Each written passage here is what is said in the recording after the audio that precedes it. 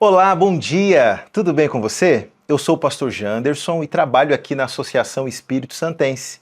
Será um prazer, ao longo dessa semana, compartilhar com você algumas reflexões sobre a lição da Escola Sabatina.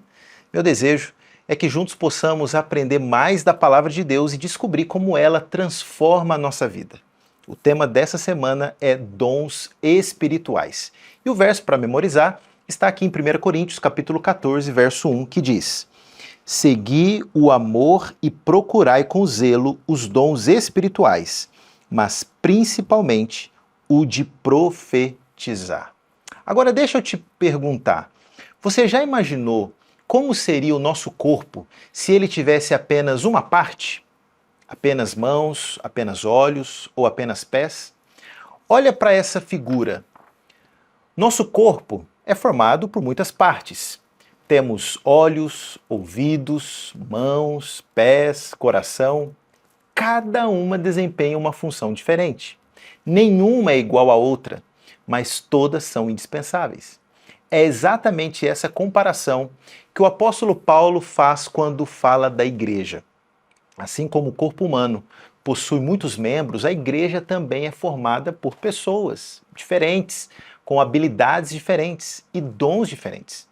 Deus não fez todos iguais. Isso não é um problema, pelo contrário, faz parte do seu plano. O desafio é que muitas vezes queremos comparar os dons. Achamos que alguns são mais importantes do que os outros. Foi exatamente isso que aconteceu na igreja de Corinto. Alguns cristãos valorizavam certos dons e desprezavam outros, criando divisões dentro da igreja. Mas Paulo ensina que Deus concedeu os dons não para promover competição, mas para fortalecer a unidade. Quando cada pessoa usa o dom que recebeu com amor, toda a igreja cresce. Agora perceba um detalhe importante. Antes de falar sobre os dons, Paulo diz: sigam o amor. Isso nos lembra que o amor é o caminho que dá sentido a qualquer dom. Sem amor, até o maior talento perde o seu valor. Por isso, durante essa semana, queremos convidar você a fazer uma oração sincera. Senhor, ajuda-me a descobrir o dom que o Senhor me deu e a usá-lo para servir as pessoas e fortalecer a tua igreja. Que Deus abençoe o seu estudo da lição da Escola Sabatina. Um forte abraço e amanhã estaremos juntos para mais uma reflexão. Até lá!